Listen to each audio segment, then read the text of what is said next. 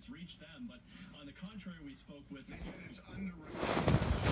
Currently under review. It's kind of fact gathering right now. And by the way, Brad, the reason they was we were calling around to the voting officials as well, and they'd gotten word of it, and we spoke with people at the elections board for Shelby County, which is where he voted, and they're actually kind of happy he did it. They said, yeah, we know that it's against the law, but he's also really spread a lot of voter awareness, and we hope it gets record number of people out to the polls. so look, we spoke to the election officials and said, you know, apparently there's some law, and they said, oh, forget about that law, that he should be praised. But they apparently called the DA, and the DA said not so fast. Right. Yeah, something they somehow word got up to the DA after speaking with these election officials, and that's why it's now under review. But we didn't mean it, Justin. Yeah, I mean, we just thought it was. By the way, Justin's not going to jail. He is not going to go. He's not going to go to jail. He's not going to go to jail. First of all, he's beloved down there, and if anything, they will sort of use him as an example to point out to people.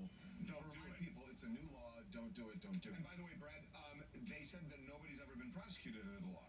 Correct. Yeah, it is fairly new. Before 2015, it was just kind of the rule, and there'd be officials there saying, hey, don't take a photo or delete that photo.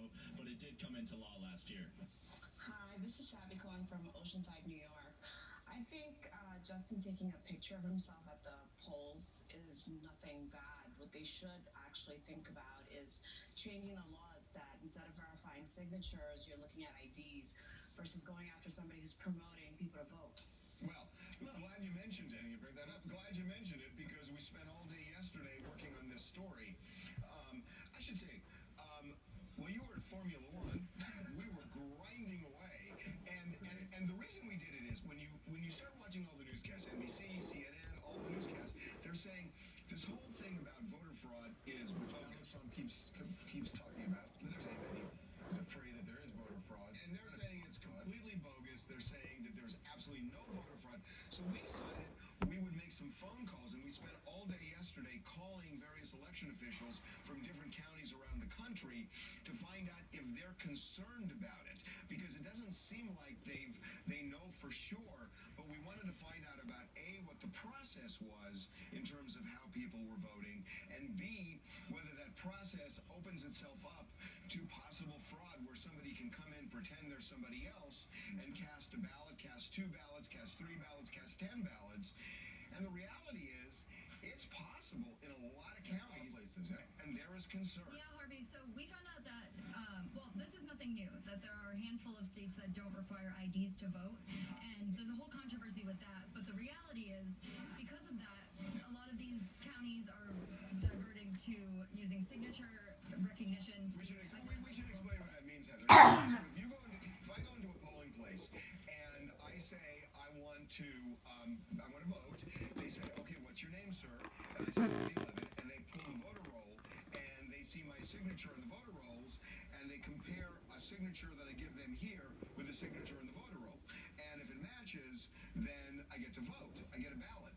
The problem is you've got, and I'm just going to use this as an example, a 70-year-old woman who's, never done it before, not a handwriting man, or a 70-year-old man, who is not a handwriting expert, and that is an art, by the way. And you got 5 other people in a polling place, people who are retired and being very, taking their time to volunteer, which is great, but are they really qualified to, Exactly. to figure out whether, with a lot of people there wanting to vote, moving things along, and so the election officials are saying what? So if you know somebody, for instance, that you know their exact signature and you can duplicate that and you look relatively the same age, you could probably get away with it pretty easily. Now tell us about San Francisco, because that was even more interesting. Yeah, San Francisco's a funny one because I spoke with the official over there and learned that you walk into the polling place in San Francisco, you say your name, Heather Ross, they say, oh, Heather Ross, you live at blah, blah, blah address, and you say, yep, that's me, and then you sign next to it, and that's it. So they give you the address, and if you say yes, you get to vote. Can I ask a question? Yep. Just real quick.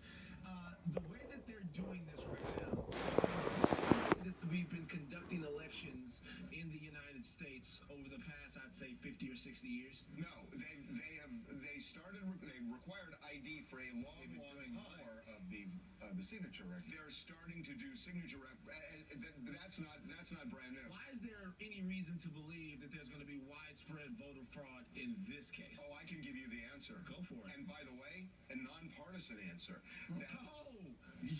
Oh no, I mean this. I think in many ways, I think there are a lot of people on Donald Trump's side who feel like they've been dealt a bad hand by the media and by, but particularly the media, and that they will go out there and they will do this because they want to equalize things. So what you're saying right now is that the voter fraud that you think might occur might be actually on the Trump people's side of I'm things. saying on both sides. I think there are a lot of people who hate Donald Trump, and they might say, I will do anything it takes. They talk to a friend, and the friend says, I'm not voting, and they say, fine. Because people and feel you so go vote for strongly them. about Trump, one way or another. And the same with Hillary. Right. No, I'm They saying both have if these. you hate him so much, you want to make sure it doesn't go in, so you're going to go in and vote. That's right. Multiple times for Hillary. Or You hate her. but you hate her, then you're going to go and vote multiple times. I think the negative reaction people have to both people probably makes it more likely than if somebody just likes somebody, because the negative brings out negative. If it's fraud on both sides, it'll wash out, and the winner will actually. That's actually true.